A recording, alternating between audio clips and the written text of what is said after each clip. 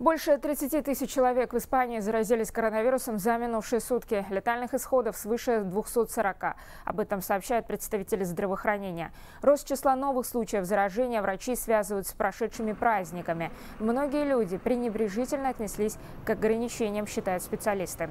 К тому же испанские эпидемиологи недовольны темпами вакцинации.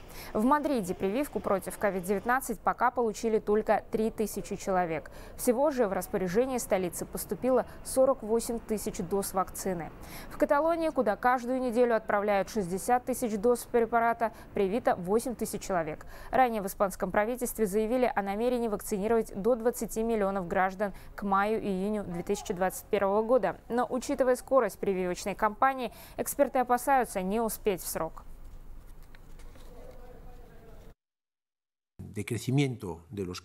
Давайте соблюдать все меры безопасности. В некоторых случаях нам придется усилить ограничения. Они принимаются регионами целенаправленно именно там, где это необходимо. В то же время мы внедряем план вакцинации.